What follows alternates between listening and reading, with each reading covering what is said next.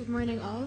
We're here for a detailed cost assessment hearing in the matter CFI 2-2016 before His Excellency Justice Shamlan of Sawalehi. The claimant is represented by DLA Piper Middle East. Lead counsel is Adam Vaz. Assisting is Adam Bradshaw. Defendant is represented by Alan Novery LLP. Lead counsel is Yassine Francis. Assisting is Imran Duji. All right. I would like to start with dealing with the issue of acceptance or rejecting the response from the response from the applicant in this procedure, being the defendant in the main case. So I would like the deal paper maybe to highlight why they are thinking to refuse that response. Then I will come back to that. Certainly. To the respondent to hear from them. Yes. Good morning, Your Honour. Our client's position with regards to the defendant's response on the points of dispute is that it was filed more than 1 month after the deadline, which is clearly set as a deadline in the rules. And in those circumstances, they had their opportunity and they missed it. And from that perspective, they shouldn't have an opportunity to respond to any of the points we raised in response to the bill of costs. And your response was by letter, not by application. You haven't made application to strike out those response, right? There's been no application to the court, but the court has been made aware of the issue, and the issue has been pending before the court. And did the court deal with that, or no? Up to date? No. Thank you very much. Thank you, sir. I'm Yassine Francis from Alan Novery for National Bank of Abu Dhabi. As Mr. Walls has said, we submitted our response to the points of dispute out of time if you follow the rules strictly.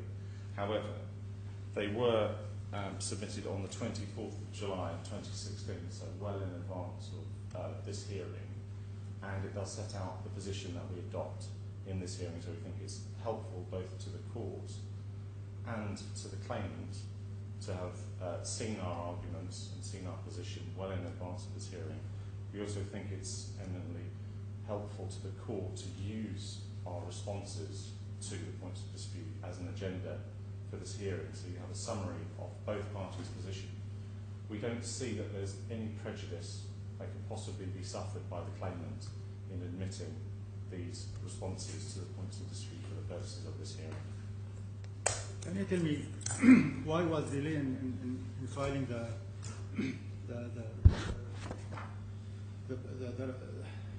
your side? Why was there delay, and why you haven't asked for extension of time? Well, the key reason was the National Bank of Abu Dhabi was represented by a different firm when these proceedings started for this injunction application, when it was which firm was that? Clifford Chance. And the National Bank of Abu Dhabi changed firms to Alan Novery during the course of these during the course of these proceedings, well after the injunction application had been determined and after the points of dispute had been submitted. So it was simply a result of a new firm, Alan Novery, reading into the file and deciding actually we did want to put in responses to the points of dispute. Now, before end of that period, which is by rules 30 days, you said? Yes, 30 days was the deadline was the 19th of June, no. And the submission was filed on the 24th of July. On the 19th of June, your firm was involved or was being engaged? So I'm not entirely sure. I know it was. I haven't got the note of the date when we actually came on the record, but I know it may have been just before the deadline expired, or it may have been just after. You have to clarify that. Okay. You give me now a reason, say that you've been instructed later, so you have to tell me what date you've been engaged by the client. So we'll come back to you on that point if that's possible. My colleague is going to check that. Sure. If it's helpful, I can't assist with the date, but what I can say is that we have asked on a number of occasions for an explanation, and no explanation has actually been provided. I understand that. I just want to make sure when I'm going to deal with this, we are dealing in this point more fairly and understanding the reason whether you've been engaged after that period or even 1 day before that period elapsed, then you can make a request to the court to extend that period for you. You're right. I think there are two options in front of the court, or two obvious options in front of the court. If you decide to let the written responses in, we can use that as a written agenda that we can refer to. If the court decides that they're not to be admitted as a formal document, we're going to cover the same submissions anyway, so I can cover those submissions orally. So I think we get to the same place. It's just a matter of the difference being, do you have the paper in front of you to make your notes on, or do you just have to rely on oral submissions, which is substantially the same? Yeah, but there's lots of time. I mean, the claimant here will get lots of opportunity to respond to your point earlier before this hearing. That's what we're saying. Now, I have decided on this. I will accept your submission with consideration on effect to your cost for this proceeding. You understand my point? I do, sir. Yeah, because there is some delay in this proceeding in terms of submission delay, so that will affect your cost in this hearing. I mean the proceeding for cost assessment, and this is where my. But I need detail. I need dates. I need we're gonna deal with that later on. I need some more information about the timing of your engagement, so that will be assess me how much I will affect your cost for this proceeding. All right, this is in terms of the submission. Now, shall we go through this by point and hear from the other party what they respond on that? And I guess this is much better than hearing from one. Yeah. So, do you have any agreement? We've had an opportunity to confer before the hearing started, and we came to that same conclusion that it would be most productive for the court to have both sides' submissions side by side. Sure. And then at least your notes are on each issue are together. All right. Before we commence, if I may, there was just one matter of housekeeping that we wish to draw to the court's attention.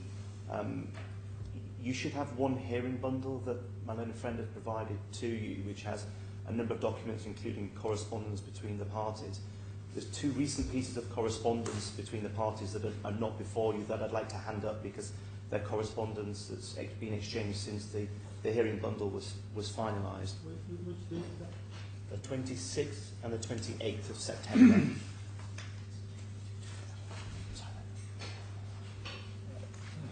These two pieces of correspondence relate to what we consider to be a significant issue, which is the issue as to whether or not, in fact, we should be here today for the simple reason that we sought clarification from the defendant as to whether the costs that we are talking about have actually been either paid to Clifford Chance or agreed to be paid to Clifford Chance. We're here today to discuss whether or not a specific a specific sum should be ordered to be paid to the lawyers representing the defendant, but at this stage we don't have confirmation that those fees have actually been paid or agreed to be paid, which from our perspective is a fundamental question. Okay. Any comments? So I think we have 2 points. One is a procedural point and one is a substantive point. On the procedural point, we would refer the court to Rule of Dubai DIFC course 40.35. Let's hang on. 40? Yeah, 40.35.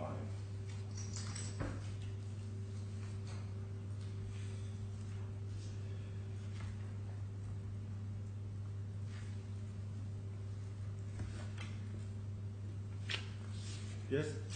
Which provides that only items specified in the points of dispute may be raised at the hearing unless the court gives permission. Mm-hmm. So we draw the court's attention to that. That's the procedural point that we draw to your attention, Your Honour. Mm-hmm. The more substantive point is that we don't think this argument is at all relevant or appropriate. It's abundantly clear that there is no requirement to show that costs have been actually paid for the court to actually determine what costs the party is entitled to. That's number one. The second point is, so there is a practice direction of the DIFC courts which has protected the claimant's position in this regard, and that's practice direction number 5 of 2014. The registrar one? I've got to hand up to you now. Number, okay. And this provides on what format should be adopted in a cost summary bill of costs. And it says that at paragraph 7, any cost summary or bill of costs must include a statement signed by a registered practitioner that the bill accurately reflects the amounts which the client is liable to pay and that there are no arrangements in place which will reduce the amount due and payable by the client dependent on the outcome of the cost assessment. And so the bill of costs that was submitted by Clifford Chance complies with this requirement. I would refer you to the bill of costs at tab 2 of the bundle. And if we go first to page 16, this is the notice of commencement. You see there is a statement of truth in the accepted form. And then if we go to the back of the bill of costs, which, let me just find the page, sir. 17.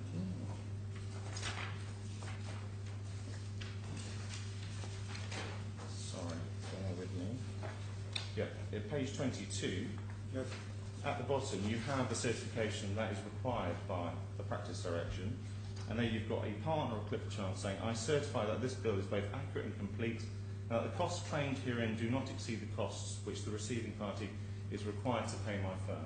So we say that's a complete answer to the claimant's objection. This is a fully compliant bill of costs, and we don't consider it appropriate for the claimant to seek some sort of disclosure order at a late stage, in fact, for the purposes of detailed cost assessment.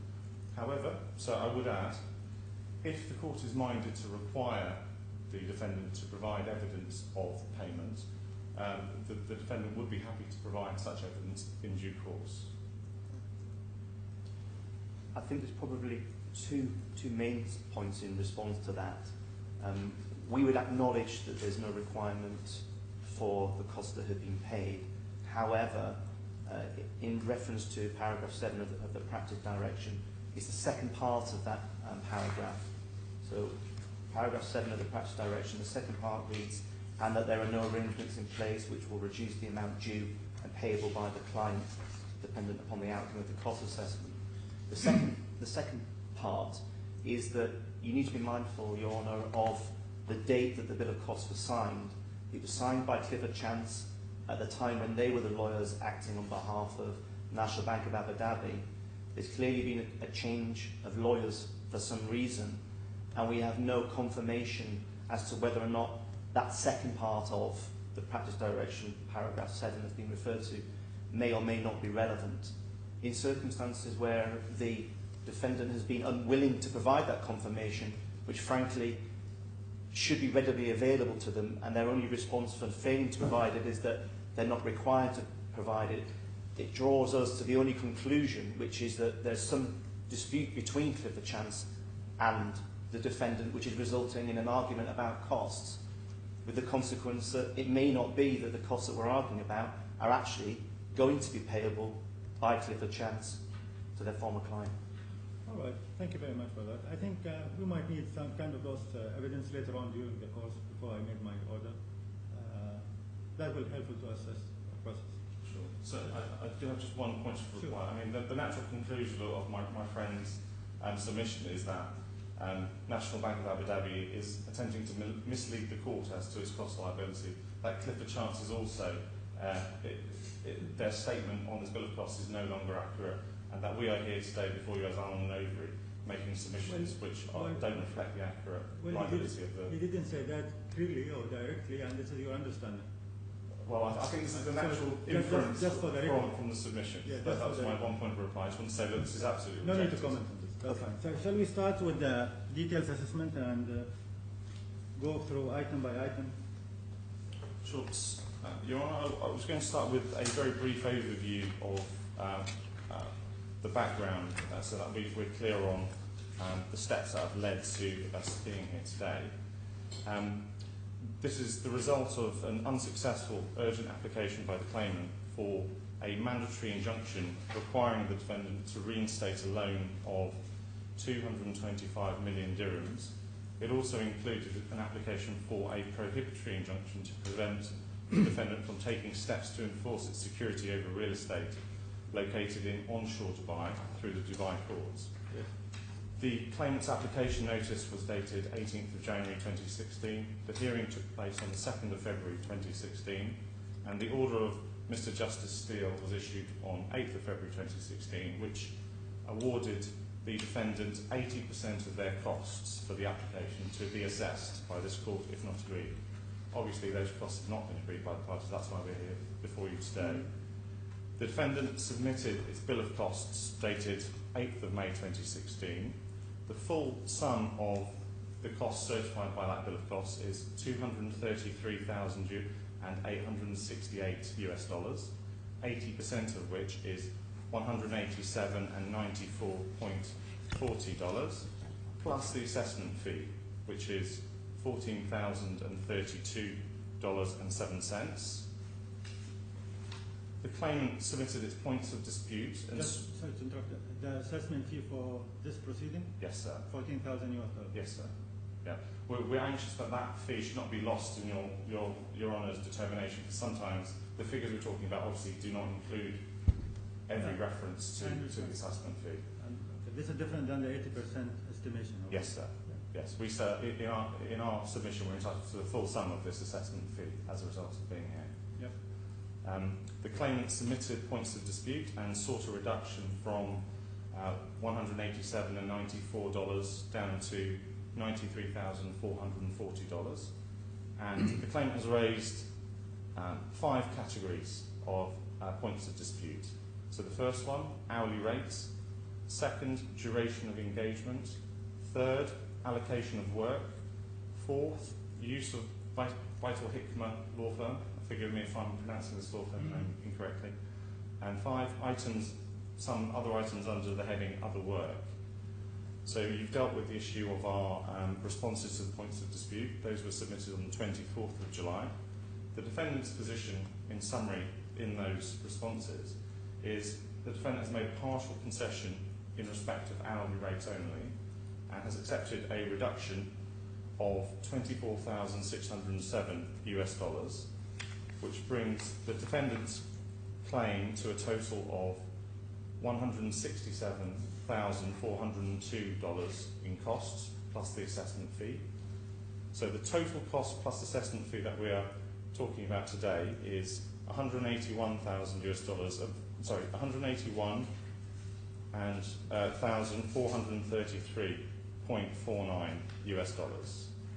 So that brings us on to the specific categories of dispute. And so the first item would be hourly rates. Can it be, because just to make sure that when you made your assessment and rating, you was applying the practice direction of the registrar number 2 to 2015. You are aware of that, right? Yes, sir. Like a guidance, right? Yes, sir. This bill of costs has been through now 2 stages as a result of the defendant's change in firms between Clifford Chance and Allen & Overy. The bill of costs has been prepared by Clifford Chance with recourse to its own cost draftsman. And since we have taken over the instruction for National Bank of Abu Dhabi, we've also had Clifford Chance's bill of costs assessed by our cost draftsman in London, and their advice was used to prepare the responses to the points of dispute, which did take into account the practice direction in relation to the average hourly rates. So the Clifford Chance assessment for the bill, including actually your final conclusion, right? I mean, what the assessment, your bill of cost you submitted to this court, actually capture or mirror the Clifford Chance assessment of rating, if you like. No, so it's slightly different. The Clifford Chance have submitted the bill of costs, and separately. Allen & Overy have prepared the responses to points of dispute. Right. So we say that there are 2 teams of cost draftsmen who have looked at this bill of costs, and there has been a slight change. As you'll see, we've made concessions on these hourly rates, also bearing in mind the practice direction that Your Honour referred to. Okay. Continue. Before we descend into the detail of the hourly rates, my colleague, Mr. Duji, has confirmed that date for when we came on the record for the defendant. That was 28th of June 2016. 28th of June? Yeah. And what was the deadline again? I think you said it was 19th of June was the That's correct. deadline. All right. So we came on the record after the deadline has expired. All right. Thank Okay. you. So, with Your Honour's permission, I'll go through our submissions on the hourly rates objection. Just before I forget, just still I need kind of evidence where you've been, when did you start? I mean, like an engagement letter or just copy? Yeah, just I mean, Not I need, not a copy. Just I need kind of evidence that you really was engaged in 28th of June. sure. Okay, so we'll find Whatever out. you can, anything you can, just an evidence that you've been engaged in that date. So I just need to calculate how much that might affect your delay submission. Okay, sir. Yeah. Thank you. So I'll start with my submissions on the practice direction, which is number 2 of 2015. Right. And you'll see from what we've said in our responses to the points of dispute, this is serves as a benchmark to the courts of the average charge-out rates in Dubai. Our primary submission on this is the benchmark is clearly not intended to act as a cap on the rates that may be awarded by detailed assessment. It's still for the court to assess whether or not the rates are reasonable and appropriate, bearing in mind these are just averages of all firms that operate before these courts. Obviously there is a wide range of different firms with different hourly rates that go into the calculation of this average. But do we have just kind of like have an idea how much percentage above the rate we have already in the practice direction? So yes, that is set out in the claimant's points of dispute, Yes. and we have also in our responses made concessions, and I have figures for you to tell you exactly how different we are now, how far apart. So if we take as an agenda tab 4, and then we go to page 4 of the points of dispute, you'll see there that's the claimant's submissions Yes. on the differences between the rates charged by the hourly rates charged by Clifford Chance and the practice direction. And then if over the page, on page 5 in red, you should see the respondent's response with the concessions that the defendant has offered. And I'll take you through those. The concessions are in respect of 3 fee owners. So number 1, it's Mr. Shane Jury, who's 4 years PQE. So his rate is $604 per hour, and as a concession, we've offered to reduce that to $380, which matches exactly the hourly rate average in the practice direction for his level of qualification. I would also draw your attention to page 305 in the same tab, which is tab 2. we're still in tab 4, sir. Yes, tab 4. Sorry. Yeah. Page 305, and here you have a table that's been prepared by the claimant, and the 5th column along, you'll see these are the claimant's proposals for the hourly rates that they would suggest the court adopt. And I would just like to point out that the rate that they have proposed for Mr. Shane Jury is $440 per hour, which is obviously significantly higher than our concession rate. So we're saying that we've matched, not only have we matched the practice direction rate of 380, it's actually significantly lower than the rate that the claimant itself has proposed. So we say that's eminently reasonable and shows we've taken a reasonable approach. We don't have appendix 1. The next fee earner is Mr. Aaron Visweswaran, and I do apologise to him for the mispronunciation of his surname. 3 years PQE. His rate for Clifford Chance is $572. Again, we've reduced that to the practice direction rate of $380, which is appropriate for, clearly appropriate for his level of PQE. The claimant's proposed rate is $10 below the practice direction rate. So again, if you look at page 305 and you look at the rate that they've proposed for Mr. Viswanath, it's $370 per hour, which is lower than the practice direction which they rely upon. Mm-hmm. So we say, look, this is completely inconsistent, and we say, look, this shows it's just an opportunist reference to this practice direction. They've not really followed through in their reliance on this practice direction. The third fee earner, in respect of which we've made a concession, is Miss Victoria Hambley, a newly qualified associate. Her rate for Clifford Chance is $428 per hour. Again, we've reduced that to, as a concession, to the practice direction rate of $380 per hour. Mm-hmm. Again, if you look at page 305, the claimant's proposed rate is $55 below the practice direction rate. So again, a completely inconsistent position adopted by the claimant in these proceedings.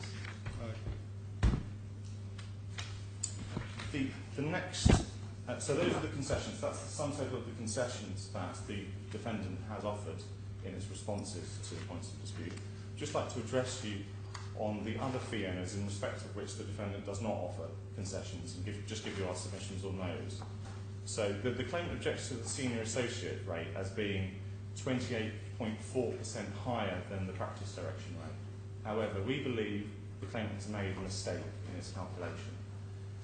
The claimant states that the practice direction rate is $545 per hour, and you see that on page 292 with reference to Mr. Payam Beheshti. 292, sir.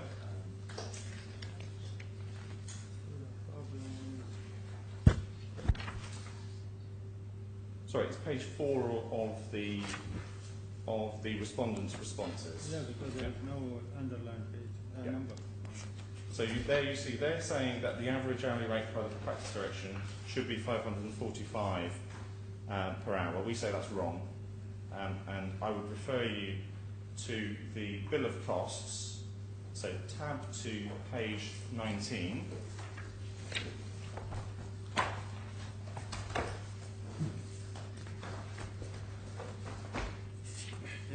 And here you see Mr. Beheshti, the senior associate, is 10 plus years. He's not in the band of 6 to 10 years under the practice direction. He's in the band of 10 plus years. So under the practice direction rate, that hourly rate, according to the practice direction, is $635 per hour, not, as the claimant has said, $545 per hour. So we say, look, they've just made a mistake. And if you look at the difference between the practice direction rate and the rate that was actually charged by Clifford Chance, there is only a difference of 10.2%. So the rate charged by Clifford Chance is 10.2% higher than the practice direction rate for the senior associate. We say that's well within the range of a reasonable rate for someone with Mr. Beheshti's years of qualification. Now, do we have any kind of evidence related to those years of experience? Well, it's in the bill of costs, sir, and it's not been challenged by the claimant. So we say that should be accepted. That should be uncontested evidence before you today, sir. All right. The next category of fee earner is the partner, and the claimant is objecting to the partner rate on the basis that it's 3.5% above the practice direction rate. The claimant has proposed $606 per hour. Again, that is on page 305 of the... Just give me the document itself number, because I don't have those. So it's the internal page reference to page 17. Yes. So it's in the appendix. Yes. Appendix 1. I'm on 17. You see, Mr. James Abbott, they have him down with their proposed rate of $606 per hour, when the practice direction rate is over $760 per hour. So we say the claimant has just adopted an unreasonable position in objecting to the partner rate. I mean, there is obviously a huge difference between the rate that can be charged by a partner of Clifford Chance and a partner of other firms, which go into the calculation of the average rate for that practice direction. So it's eminently reasonable for the partner to be charged out at the rate that he has been charged out at by Clifford Chance for this matter. So we submit saying inclusion on this category that no further reduction should be made to the hourly rates beyond the concessions that have been proposed by the defendant. That brings my submissions on the hourly rates to a conclusion, sir. Thank you very much.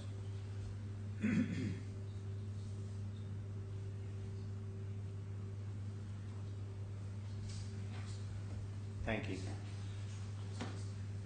In relation to the different charge-out rates of each of the theories referred to, taking them in turn, from the submissions made by my friend, I think that the main points that I would seek to draw your attention to relate to Mr. Aaron Vishnawaran, on the basis that Mr. Vishnawaran is 3 years qualified, so that the rate that we're looking at in the registrar's direction relates to years of qualification between 0 and 5 years, so that what we consider to be a reasonable hourly rate for that individual should be somewhere towards the middle.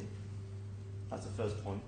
The second point with regard to Mr. Payam Beheshti. Before to move, are you're questioning the experience, years of experience, right? Not questioning, Then Your Honour, simply making a note that his years of qualification fall somewhere in the middle of that bracket, as opposed to being towards the end of that bracket. 5 years. Yeah. With Mr. Beheshti, I'm grateful for that clarification from my friend, and I accept that the reference to 10 plus years could be an indication that Mr. Beheshti has more than 10 years of post-qualified experience, and would be helpful for that clarification. But I also recognise that my friend has accepted that even in those circumstances, the rates charged are 10.2% higher than the benchmark, and on that basis I would submit that should qualify for a reduction on that basis. And with regard to Mr. Abbott, the partner, I simply draw the court's attention to the fact that the rate that was being charged was still significantly lower than the rate being charged by a DLA partner. The rates that we're looking at here from Clifford Chance, just to remind you, are rates that are 20% discounted from the headline rates charged by Clifford Chance. I have no further submission. Okay. Shall we move to the next one? So just two very small points of reply on to my friend's submissions there. Obviously, the rates that apply to Mr. Aaron Visawara, they obviously apply across the bracket. The practice direction applies one rate as a benchmark for the DIC course across the PQE rate. So we say it's not appropriate for the claimant to now take the position that some other rate should be used as a reference. They've taken the position that you should consider the practice direction rate, and we've accepted that submission. That's the submission we're dealing with today. The second point is Mr. Flaws, my friend, made a submission as to the rate charged by a DLA partner on this matter. Unfortunately, we do not have any evidence before the court today, before you today, of what rates were actually charged by DLA Piper for this matter. They have not disclosed the extent of their costs in respect of the injunction application. So therefore we say there is no evidence before the court to allow the court to reasonably take DLA's submissions on their costs into account in assessing the defendant's costs. Those are my 2 points in time on that side. Move on. We move now to the next category of the points of objection, which is the duration of engagement objection, which is set out on, if we're still in our responses to the point of dispute, page 6. Yes. And all the both parties' submissions are already there. In summary, the claimant has asserted that Clifford Chance was only instructed to come on the record in this matter on 24th of January 2015, and it should be 2016 obviously. The hearing of the application took place on the 2nd of February 2016. As such, the total profit costs have to be assessed in light of the fact that Clifford Chance worked on the application for a maximum of 10 days only. And we say that there's a small point of exaggeration in the claimant's submission. We don't make a substantive submission on this, but we just like to point out there is a pattern of exaggeration in the claimant's submissions before you today. If you calculate between the earliest recorded time in the bill of costs submitted by Clifford Chance, the earliest date is the 21st of January, not the 24th of January. So we're talking about 12 days, not 10 days. It's not a big point, it's just a small exaggeration, we say. So the maximum time that Clifford Chance worked on this is 12 days, not 10 days. It's a short point.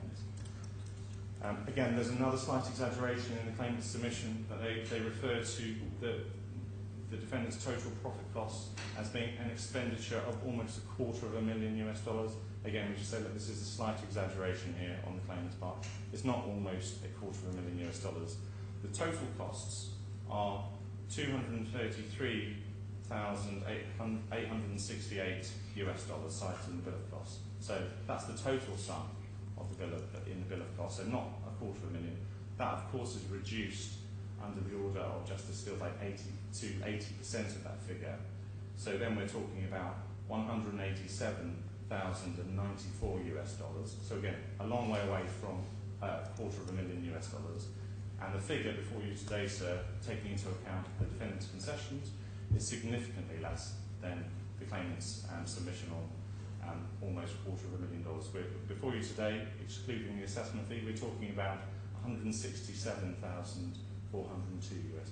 So a long way away from $250,000 US in the claimant's submission. That brings my submissions on that category of the points of dispute to conclusion, sir.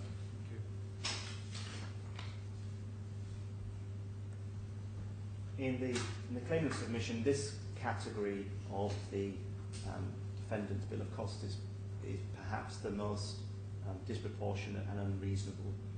The reference to 12 days as opposed to 10 days is something that we will accept.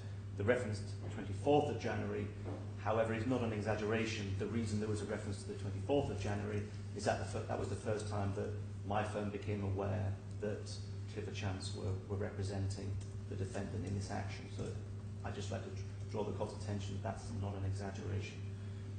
The reference to the sums involved and the fact that the figures that we're talking about are 80% of the amount that was incurred, however, does not take away from the headline, which being the significant and disproportionate and unreasonable amount of time that Clifford Chance spent dealing with this matter from the first time it acted, being the 21st of January here, through to the date of the first hearing. We're talking about 10 or 12 days and 233,000, taking into account the number of fee earners involved, and we're going to come on to some of the categories in terms of the allocation of work, for example. But at a simple base level, what we're looking at is a team of however many lawyers are on the bill of costs must have been working almost 12 hours a day, each one of them, for every day of that time in between the first time they were acting until the day of the hearing. And we say that's disproportionate and unreasonable. Thank you. Quick comment? So just one very quick comment. We don't have any evidence or calculation from the claimant as to the number of hours that were worked by each of the fee earners per day. So Mr. Vorse has said that his conclusion on the submission is that the whole team were working 12 hours a day for the whole period. I'm afraid we just don't have any calculations. I was generalising, just for clarification purposes. I haven't done that calculation myself, but we can certainly do that calculation if it would assist the court. All right, move on. So we'll move on to the next category, which is the work done under documents category, which appears on internal reference page 7 of the response to the points of dispute. In summary, the claimant's position is asserted as follows. They say, by reference to the bill of costs, it's obvious that Clifford Chance spent far too much time and poorly managed the allocation of its resources in undertaking work done under documents. The claimant says that work done under documents appears to relate primarily to Clifford Chance's review of the 2 witness statements and exhibits to those statements filed by the applicant in support of the application, and to the preparation of the respondent's witness statements and skeleton argument. So those, in summary, are the claimant's key submissions on this. However, it appears to be accepted, and Mr. Vorse will clarify, that this was a complex and high-stakes application by the claimants. 225 million dirhams was at stake in the claimant's application. It also had a direct impact on security rights in onshore Dubai, which are obviously of critical importance to my clients, the defendants. Now, the claimant submitted 2 witness statements totaling 49 pages. The claimant also submitted over 600 pages of exhibits. The respondent, National Bank of Abu Dhabi, submitted 2 witness statements in response, a total of 34 pages of witness evidence, together with exhibits totaling around 239 pages.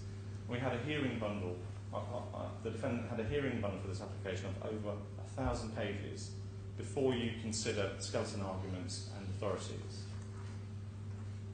Now, the claimant has submitted that it was not necessary for the defendant to review all of the pages of the evidence that the claimant put in terms of witness statements and exhibits in detail.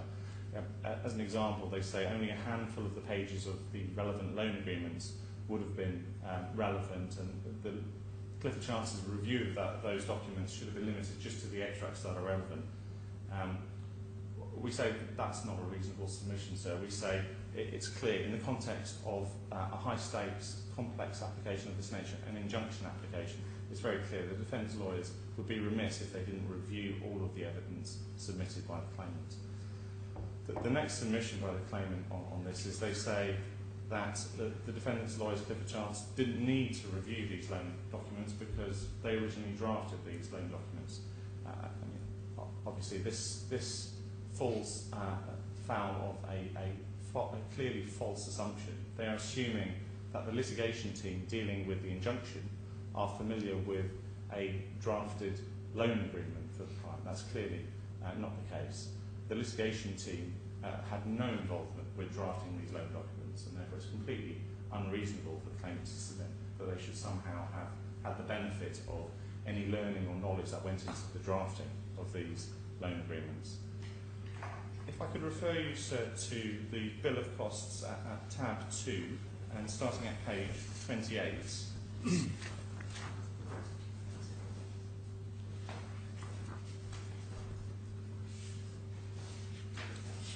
We see here, this is the schedule of all of the defendant's breakdown of the work done under documents. And we would say that the claimant has not raised any significant objection to any specific items in these narratives. There are some very, very limited specific items that they address, which we shall come on to. But they haven't done a forensic review of these items of work in order for the purposes of, or they haven't made any forensic objections to individual specific items in this schedule of work. And if you just spend some time, not during this hearing, but reviewing the detail that's provided as to the work that was done on each day by each fee earner, in our submission we say the time spent by each person looking at and working on documents, we say, is evidently reasonable. If you look at the time that has been spent by the defendant's legal team preparing the defendant's witness statements, exhibits and skeleton arguments, and working on the claimant's documents, we say it's evidently reasonable. And some figures, sir, to just give you a summary of each level of fee earner and the time that's been spent on the work under documents. So for the partner, we have a total of 40.5 hours over 10 separate days. For the senior associate, we have 58.33 hours over 10 individual days. For the mid-associate, we have 24.99 hours over 5 individual days. For the associate, 40.4 hours over 7 individual days. The junior associate, 48.25 hours over 8 individual days. And for the trainee, 46.14 hours over 7 individual days. So we say, in the context of what was at stake in this application and the documents involved, we say those figures are eminently reasonable, and we say it's not reasonable for the claimant to object, to say that somehow Clifford Chance have spent far too much time reviewing the documents that they needed to review in order to respond to such an important application. So that brings my submissions on this category to a conclusion. Thank you. Just a small number of highlight points in relation to this topic. The first being that I think, just to make it clear, whilst the claimant would recognise that the substantive dispute is a complex issue, there's no disputing that, to try and suggest that the value of the dispute somehow is either relevant and or actually determinative of the complexity is, I think, a misnomer. The application that we're talking about was an application for an injunction to reinstate the facility, and what was clear and remains clear is that the underlying issues with regard to the sums in dispute are still subject to further due diligence. That's one point. And the other point simply relates to the number of pages of documents that were being looked at.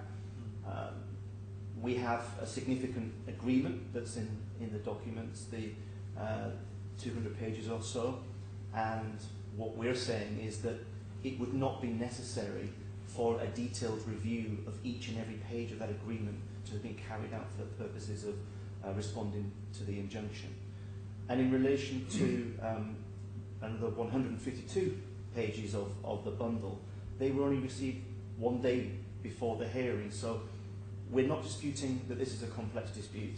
What we are disputing is the allocation of resources, the amount of time that's been taken, the duplication that's been involved, and frankly, what appears to have been poor management by Clifford Chance in the managing of the time and the resources within their firm to get to the point before the hearing commenced.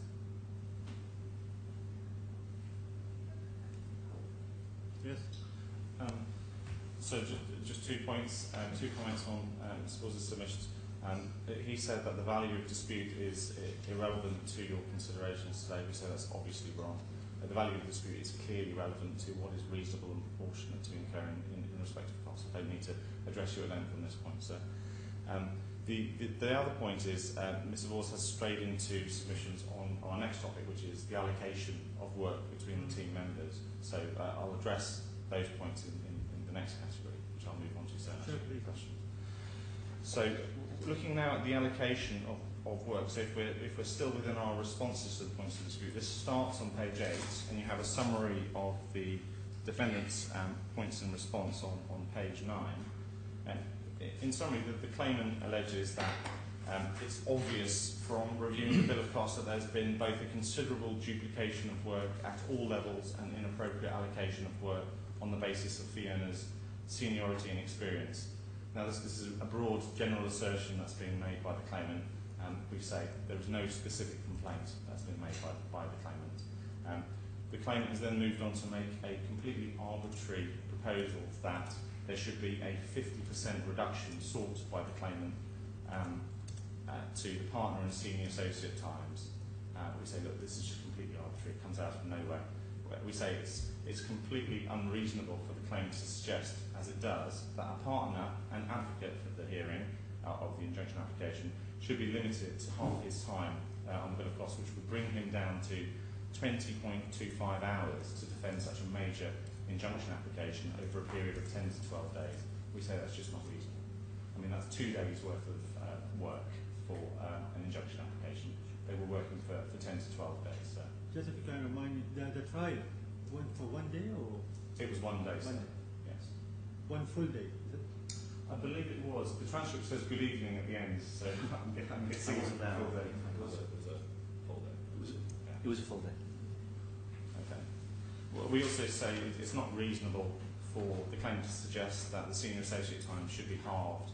They suggest the senior associate should be limited to 29 hours over the same period, which, for the purposes of an injunction application, that's less than 3 days' work for a senior associate. So it's clearly not enough to provide support at the level that the senior associate needs to provide in the context of such an application. Right. And so you'll see our submissions in the response on page 9 about the different roles performed by the Clifford Chance team, and I'll just run very briefly through those. I mean, the partner was both the partner leading the team for Clifford Chance, and he acted as advocate, unlike the claimant who appointed a Queen's Counsel for the proceedings. So obviously the partner had to review all of the documents submitted in the application, consider all of the evidence to be served in reply, consider points of UAE law with advice from a local law firm, and had to review and settle the Skeleton argument. I mean, he was speaking to his Skeleton argument, and he was the advocate at the hearing. So we say, look, this is a clear separate role from the rest of the team. There is unlikely to be any substantial duplication in the work that he did with any other member of the team. So, Right. For the senior associate role is clearly to support the partner and provide support to more junior members of the team, and we say that's evident from the bill of costs. From the bill of costs, we say it's evident that he had particular responsibility for considering the relevant case law, and he worked together on the legal submissions and commented on the evidence served in reply. Now, the preparation of drafts of the witness statements in response is clearly delegated to two more junior members of the Clifford Chance team. The mid-level associate, Mr. Shane Jury, was principally responsible for drafting one witness statement, the witness statement of Ms. Shocker for the defendant, and assisting the other mid-level associate, Mr. Warren, on his draft of Mr. Sukon's witness statement. So we say, look, you've got two similarly qualified mid-level associates. They've split up the task of drafting two witness statements. The more senior of the two has had responsibility for reviewing and preparing final drafts for approval by the witness and obviously the senior associate and partner in this matter.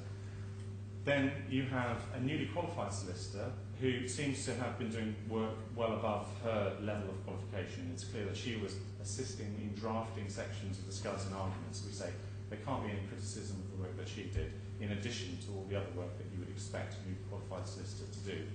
Then we have trainee solicitor in the Clifford Chance team, and they've done the typical jobs you would expect to be allocated to a trainee solicitor in this matter. So drafting chronologies, contributing to preparation of the Skeleton argument, collating authorities, and dealing with translations of late evidence submitted by the applicant. Now, the claimant's complaints about the junior, there are two complaints, specific complaints on allocation that are made by the claimant on page 10 of their points of dispute in respect of the junior associate. Those are at items 32.1 and 32.2 of the claimant's points of dispute. There they say that the junior associate appears to have been doing work that should have been done by a trainee or paralegal. We have two submissions on that point. We say the claimant has just failed to give credit to the reality of a small, lean team responding to an injunction application. There is inevitably going to be some level of people doing work that needs to be done, which may, in an ideal world, be delegated down to a more junior member of the team. But we say we have the second submission I have on this point is we have a complete answer to this point in any event, because we've made the concession that the rate of the junior associate should be reduced to the rate under the practice direction, so it's the same rate of the trainee. So we're effectively claiming for this junior associate, for these two items of work, the same rate that would be applied under the practice direction to a trainee. So a reduction from $572 to the concession rate of $380, which we say is a complete answer to those specific points of objection. And again, I remind you of one of my opening submissions on this category. These are the only specific objections that the claimant has made in respect of this category of points of dispute. That brings my submissions on this category to an end, sir.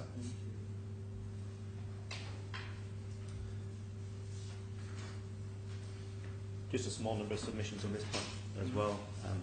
Your Honour, you have our submissions in the written documents, so I won't go over them in any detail. I think the main things just to emphasise are the fact that My friend suggests that we haven't made any specific complaints, and I would say that that's factually not correct. When you go through the points of dispute, for example, paragraphs 28, 29, 31, 32, there's specific complaints about the nature of the work that was done.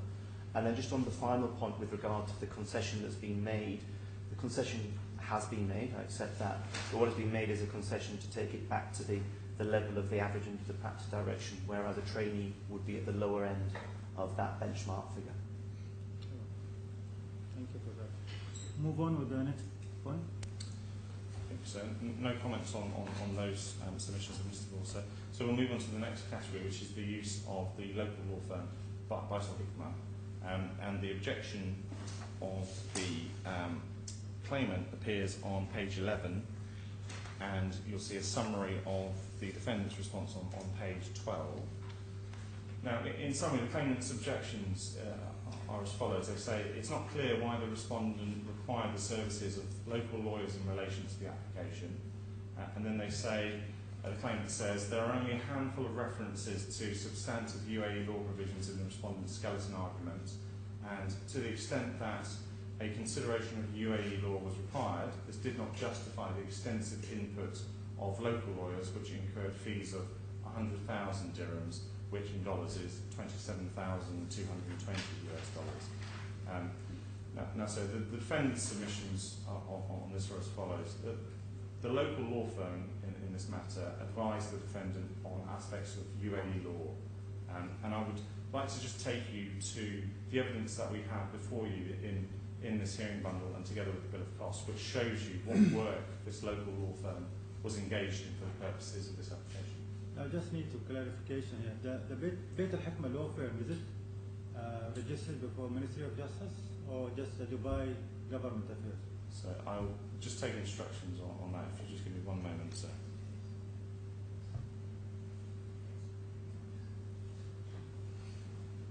So I'm informed that the answer to your question is yes. So they are licensed by Ministry of Justice to appear before the UAE court. That's the information I have, sir, yes. Which is not the case with the Clivertops. Sir, I would assume that's correct, because they just to make that perception, the advice might be different than of course different category of registration. And there's no evidence before you, but my understanding is Clivertops do not have a local law capacity to advise. But Clivertops 100% not permitted to appear before the local court. But Beit al-Hikmah, I have no idea about it. Unless. Well, our information is that they are a local law firm who are engaged regularly in onshore Dubai and UAE court disputes. So it's entirely appropriate for an international law firm without that capacity to seek the assistance of a local law firm on how matters of UAE law would be interpreted. Right. Our firm takes exactly the same approach. If I could take you to the transcript of the hearing, I just want to give you, sir, some indication of the evidence that you have before you as to the work that was done by Baisal Hikmah. So I can take you to page 73. So these are the bundle references at the bottom corner. 73, and just the last entry on that page, Mr. Thomas.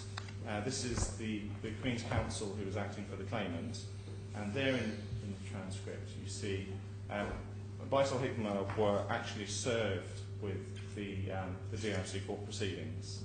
So that was their first involvement with this application. So it's clear that they were involved right from the outset. If we turn to page 78, you have a reference there, again, Mr. Thomas's submissions, the submission in the second paragraph, which is referring to Article 32.1 of the Civil Procedure Law, so that's the UAE Civil Procedure Law. So that is clear that there were issues of effective service in Abu Dhabi which were in dispute in the course of the injunction hearing, which obviously required some understanding and some advice on the remit and the scope of the UAE Civil Procedures Law. Yes. Then on page 82, this is again within the submissions of Mr. Thomas, the paragraph halfway halfway down the page, beginning, I think, you'll see there's a reference to the mortgage law. Now that's the UAE mortgage law, and it's clear that this was an important issue that was in dispute in terms of the interpretation and the implications of the UAE mortgage law in the context of the injunction application. If we turn to page 86, the top paragraph, again, this is within the submissions of Mr. Thomas for the claimant. You'll see there's a reference to the claimant's options before the Dubai courts. So obviously that requires input from a local law firm. So it says here in Mr. Thomas' under the facility agreement, the lender can apply to the Dubai courts, but we are given no permission to do that. This court has exclusive jurisdiction. We cannot apply for a stay. We do not believe in a Dubai court for that reason. I'm just glad to find that. It's in 96, page 96? It's page 86, sorry sir.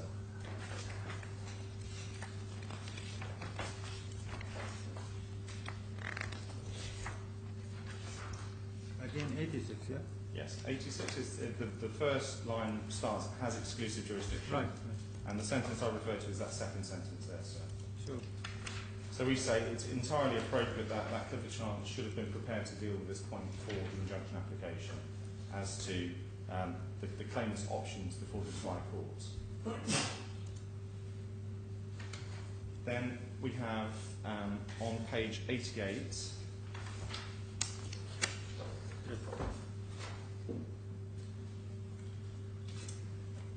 we have the second paragraph on this in this letter. In this transcript. And again, it's within Mr. Thomas's. I think yes, it's within Mr. Thomas's submissions. There is a reference to how DIFC court orders of interim measures, such as injunctions, will be treated in onshore Dubai. So again, this is a matter that requires advice both from input from both Clifford Chance in respect to the DIFC court's orders that are available, and crucially from Basil Hikmah as to how those orders are likely to be treated in practice day to day by the onshore Dubai courts. So we say that's clearly appropriate for a local law firm to advise upon. Then if I can take you to page 154, again the bundle reference, you see halfway down the page there's a submission by Mr. Abbott, the defendant, which refers to a document that was prepared by Vital Hikmah that was in the hearing bundle and that the judge was referred to. We understand that is a note outlining the steps and the law that is applicable to that injunction application, or relevant to that injunction application, by reference to the UAE mortgage law. So this is advice on the UAE mortgage law that's put before the DIFC courts. It's clearly provided by Vital Hikmah, and we say it's entirely appropriate for them to have done that. Now, I've taken you through a selection. There are many, many more references to issues of UAE law, which are clearly in dispute in the context of this injunction application. And therefore, we say, in that context, it's entirely reasonable for them to engage the local law firm. And we say, in the circumstances where you have only 12 days to prepare and respond to an urgent, high-stakes, complex injunction application, it's entirely reasonable that you would engage a law firm and agree a fee of 100,000 dirhams, which converted to US dollars is 27,220. We say that's reasonable and proportionate when you're facing a dispute that is in the value of 225 million dirhams or $61 million. That brings my submissions on the local law firm to conclusion. Just understand that Basil Hikmah did not provide any kind of details of their hourly rate or how much they cost, just like a lump sum. That's correct, sir. I don't know if they had agreed a lump sum. I suspect they probably did for a figure of 100,000 dirhams, but I don't have that. There's no evidence before. How many hours or nothing? So I don't think we have that evidence before you. And even we don't know who's working on this, like a partner or a junior or. So we have a representative of Basil Hikmah attending this hearing today, and I can get that information for you if that's of interest. No, but to you, nothing sir. in evidence. But there's nothing in evidence. There's nothing in the hearing bundle before you, Right. sir. Thank you very much. Yes. Thank you. That was clearly one of the points I was going to make in terms of there being no breakdown before the court. and therefore there's no clear indication of the precise work that was being done by the local lawyers. The only indication that we have in terms of evidence before the court is that it's clear from the bill of costs that some work was undertaken by Clifford Chance lawyers researching and looking at the laws of the UAE, so it's difficult to actually assess whether or not that work was duplicative or whether or not Baker Hickman were actually adding value. But as you will see from our submissions on this point, it's clear that what looks to be the situation is that the costs were excessive, and we don't have any breakdown as to why that particular figure was provided. I think the only other point that I would make on this issue is my friend has referred you to a number of entries from the transcript dealing with UAE law issues, and they're there for the records. What I would say is that all of the issues dealing with jurisdiction were very clearly dismissed in their entirety by Mr. Justice Steele, as can be seen from paragraphs 23 to 29 of Justice Steele's order. So, from our perspective, many of those points, frankly, shouldn't have been taken by the defendant in the first place. I have no further submissions. All right. Shall we move on? Yes, sir. No comments and replies to Mr. Woods on those submissions. So I'll move on to the category of the next category, which is items under the heading of other work. Now, the claimant has objected here to items number 29 and 30 in the Bill of Costs. So I'll just take you to those, sir, and that's at tab 2 in the Bill of Costs, page 22. So tab 2, page 22, and it's items 29, 30 and 32. And this is work that relates to the preparation of the Bill of Costs. So they say that they objected to item 29, which is the work of the cost draftsman, and you'll see from item 29 this is 13 hours spent at a cost of US dollars 4,316. We submit that is totally reasonable for a bill of costs in the total sum of, as it was at the outset, 233,868. We say that's entirely reasonable and proportionate cost to spend on such a bill of costs. In respect to the partner, at item 30, the partner was recorded only 15 minutes. Again, we say that there can be no objection to the partner just spending 15 minutes on a document where he's signing the statement of truth. We say it's ridiculous for the claimant to object to that item. The associate is down for 4 hours spent reviewing and helping to finalise the bill of costs. Again, especially where the partner is only spending 15 minutes, we say that's entirely reasonable for that time to have been spent by the associate. So that brings to a conclusion my submissions on that item. They're very short on that one, sir.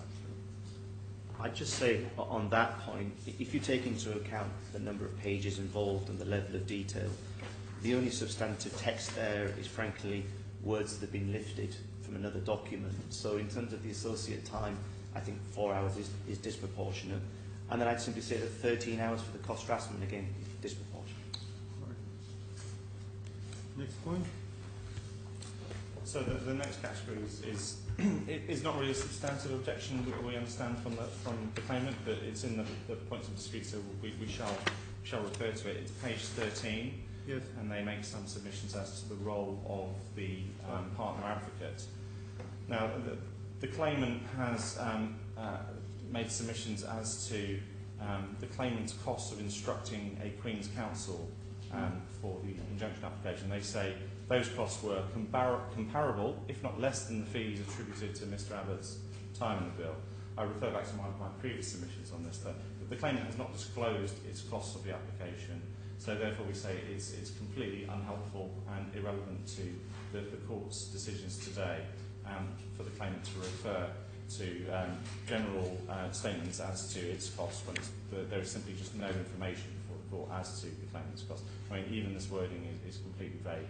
You know, surely they know what they've paid Queen's Counsel to attend the injunction application, yet they're saying it's comparable, if not less than. I mean, they've given no information to the court here. Now, of course, the claimant is not required to disclose its costs for the purposes of the detailed assessment proceedings. However, we would suggest if they want to make these sorts of submissions, it's incumbent on them that they do disclose the costs in order to make those good. We said that the court should regard these as completely unhelpful and irrelevant submissions. So a very short comment on those statements, sir.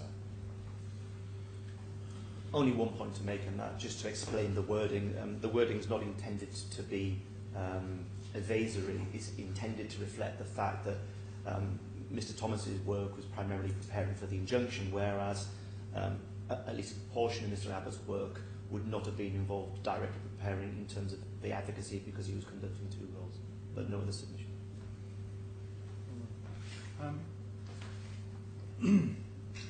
Now, what is the big portion of your of those categories? What was the big portion of the I believe the biggest portion is the objections as to the work done on the document. Yes, that's correct. Yeah. Which is involved Beit al-Hikmah and. No. It doesn't involve basically against the work done under Yes. documents. So if we look at, It's those two categories. Yeah. So it's the main one, number one of the claims categories is on page 7. It's the work done under documents, and I think they even say in their first paragraph, their paragraph 20, they say this is some 70% of the total profit costs that are claimed by the defendant. Now, I've not checked that figure, but those are the claimant's submissions as to how significant that category of costs is. all right. You want to go through your cost for this application? Or? Yes, sir. You should have a statement of costs that was submitted by the required deadlines in respect of under the rules of the DRC courts, and you'll see. I'll just have a. Do you have a copy, sir? Shall I take it? Which tab is it? I'm not. It won't be in your hearing notes, sir, because it was submitted just 24 hours in advance of the hearing. And so you'll see we've submitted it in the substantive, in the correct form that's required by the DRC courts, and it comes to a total of $15,303 and 75 cents. I thought it was 14,000. I think there was a calculation error in maybe our first submission. Oh, sorry, sir. I'm mixing up things. The assessment fee, we must not forget about the DRC court assessment. The assessment fee is $14,032. Plus the fees. And our fees Yes. for the costs of dealing with the detailed assessment proceedings is $15,303. Sorry, sir, I may have misunderstood you in terms of what you were asking.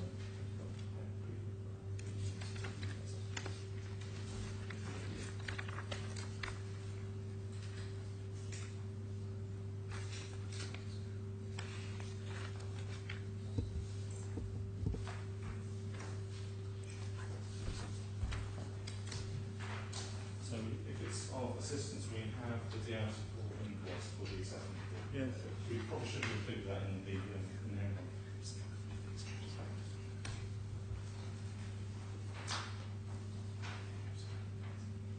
That was assessed by percentage?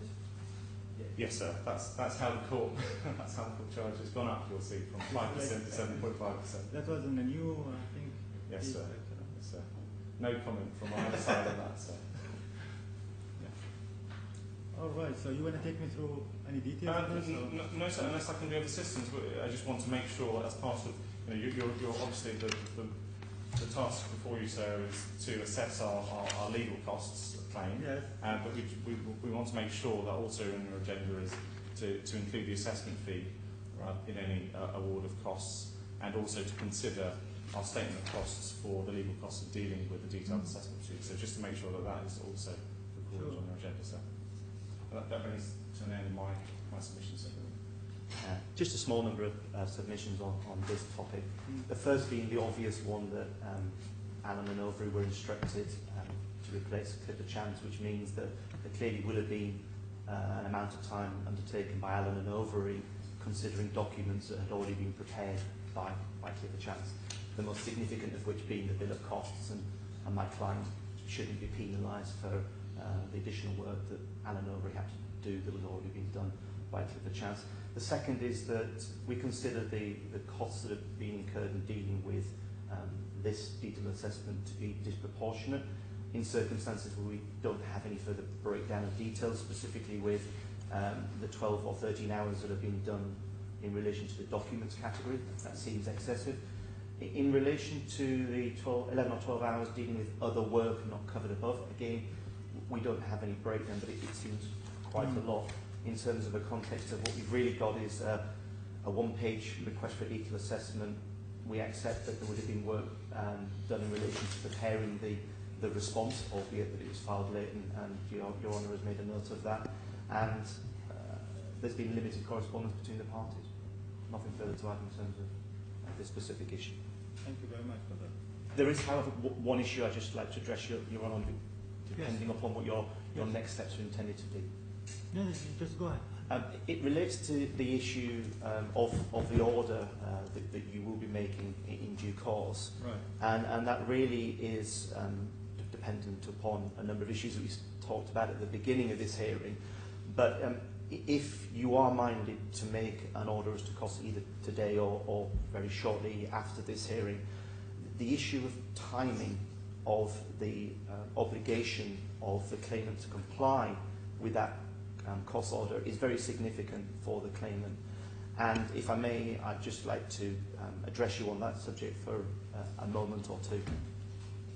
Go ahead.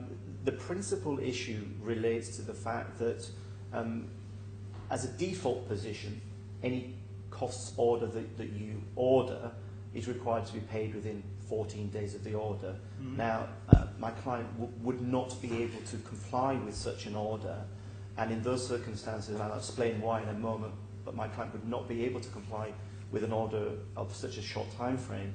And as such, we're asking you, if you are minded to make an order, to exercise the discretion that is available to you under the rules of the court, principally at Rule 40.43 and 38.40, to make an order that makes an alternative time frame for compliance with the cost order if you're going to make one. The reasons for that request are in short, that the substantive proceedings that we're dealing with in the wider dispute relate to a facility agreement and a loan. The claimant's loan account with the defendant, and we say because of the defendant's actions, has been classified by the UAE Central Bank, and that consequential classification means that at present it's virtually impossible for the claimant to obtain any alternative form of financing, either the claimant or Mr. Al-Mahiri. As such, he and or DAS would not be able to comply with the cost order in a short time frame. Secondly, if we, the claimant, are subsequently successful in the substantive application, any cost order that we're talking about today will be dwarfed by a damages order and or a cost order in the claimant's favour at the conclusion of the substantive proceedings. And thirdly, that if we're not successful in our submission, the defendant would suffer no prejudice by an order that would delay the requirement to comply with the cost order until we would be asking for the 31st of March 2017 or the date of the refinancing of the project, whichever comes earlier, because the defendant has security over our client in the form of a mortgage, and secondly, that any prejudice in relation to the subjects of interest for the delay in settling the costs order could be dealt with through interest. So there will be no prejudice suffered because interest could be taken into account. Which date you suggested again? 31st of March 2017. Right. Thank you. Thank you. So I'll make the very obvious point. There is absolutely no evidence to support any of Mr. Walls's submissions as to the capacity or ability of the claimant to pay a cost order. That's number one. So we say, I hesitated, I didn't want to interrupt Mr. Walls while he was making submissions, but I just want to make it very clear for the record. There is simply no evidence to support any of those submissions as to capacity to pay or the prejudice that may be suffered one way or the other. So the next point is, we say the normal time frame for a cost order should apply. The order that you make should be payable within 14 days of the order, and we say that the defendant has waited a very long time to get to this stage. So the order of Justice Steele was made on the 8th of February 2016. And these detailed assessment proceedings have been very long running, sir. We say that the defendant has already been waiting far too long to get From May, right? Sorry? Since May? Since, well, the order was made in February 2016, so then, and our bill of costs was from May 2016, sir. Right. Just one point, if I may respond on that in terms of the evidence before the court, and, Yes. and my learned friend's right that I should draw it to your attention. Technically, it's probably not before the court in this hearing, but it is expressly acknowledged by the defendant in its statement of defence in the substantive proceedings Right. with regard to the classification of the loan. And I suppose the only other point is, in terms of the timing, the delay that's taken place so far in terms of the defendant having his issues dealt with has in part been due to the delays that's been occurred in terms of filing the responses to the points of dispute. Now, just for my record, the underlying dispute is still ongoing, or the court already dealt with it? Or? Yes, sir, very much so. Yeah. So when is it the trial? Or? I don't know the dates before me, sir, but I think it's 2017. You have to find specific dates. Maybe in March, the same period you're suggesting. I'm sorry. Is it in March 2017, the trial? I don't know. I'll just have to confer from them. We think that sounds right. It's certainly for, I think, the first half of 2017, I think, from memory, sir. Well, I'm quite educated now about both position and your reasoning in each side. So I'll make. I need to do some more further studies and come up with an order, hopefully by earlier next week, Monday or Tuesday. Sunday is off, and we'll take it from there. But I think any sort of evidence to prove that the date you'll be engaged, no need like a, of course, engagement letter, whatever, just to make sure when you exactly get in. So I'm informed by my colleague that 19th of June was our formal engagement letter, so that's the very first day that we're engaged, which is the same as the deadline. So we were engaged, and that's when we would have started our earliest work on any matter. But the fact, but you're still confirming that the fact you never asked the court for extension of time, right? Absolutely right, sir. I concede it. Any? And I think the only other point was just to clarify a point that we think you said earlier, Your Honour, which is that any order would need to have the confirmation of the proof of payment from the defendant with regard to the fees. Yes. Thank you very much for both of you. Have a good day. Thank you. Thank you, sir. All rise.